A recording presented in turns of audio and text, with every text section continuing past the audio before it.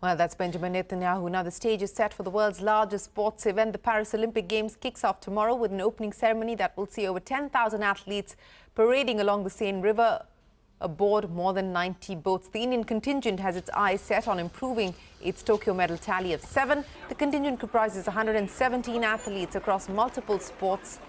It includes 4 Olympic medalists. The event is also seeing heightened security, with organisers facing challenges over the cleanliness of the river and the environment impact of the Games. Sanjay Suri is here with a curtain raiser from Paris. The French are getting the Olympics off to a really smart start.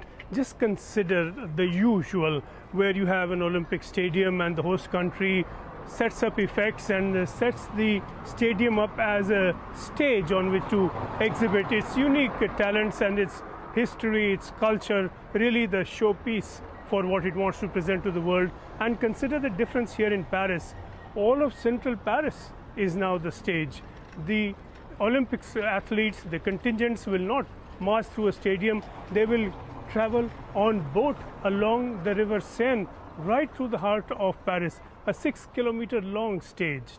Consider just how many people will watch this, about 500,000 expected, and that's a lot more than anything you can cram into a stadium. So for the first, at the first level, it really means participation, involvement of the local people and of French people and no doubt visitors in the opening ceremony. It's not just for the select few who can somehow manage entry into a stadium, but there's more to this than that.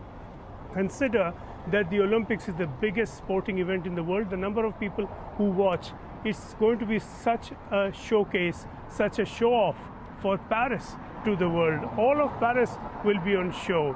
The stage along the 6-kilometer ride along the river Seine is going to take in some of the most iconic landmarks of Paris: Notre Dame, the Louvre.